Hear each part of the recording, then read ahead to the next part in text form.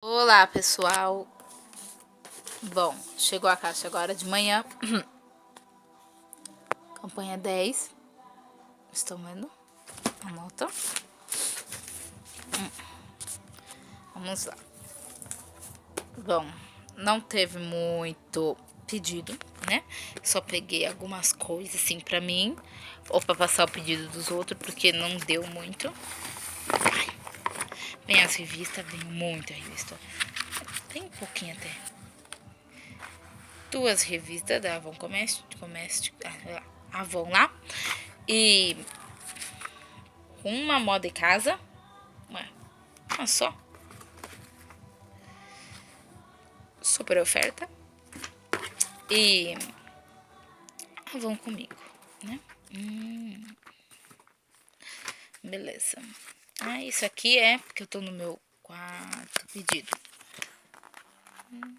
Pra ganhar essas 4 taças. Legal. Bom, de pedido, esse rolão Garota de Ipanema. E esse olhinho Hydra Balance, que também estava num preço bom. E esse delineador. O que é meu? Esse Hydra Balance. E os copos da Tease, né? Tava doida pra ver logo esses copos. Opa. Sai ou não sai?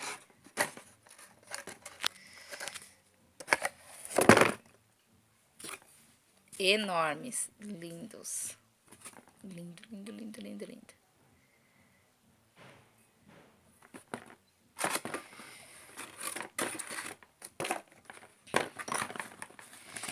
Esse é da Minnie, esse aqui é do Mickey, né? Só, né?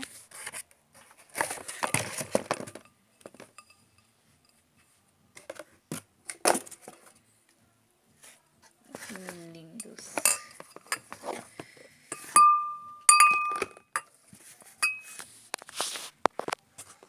São fofos, são muito lindos. Aí de kit surpresa veio Big, né? Impact. A película. Lápis 2 em 1. Creme facial e...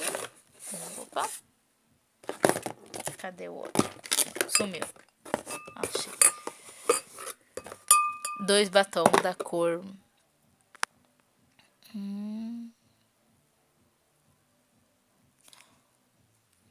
sei lá, calma aí.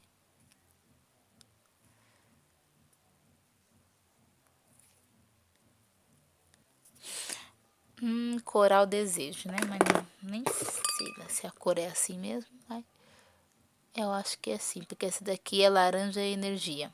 É. Então foi só isso, veio numa caixa muito pequenininha. Foi só isso de pedido. Até a próxima.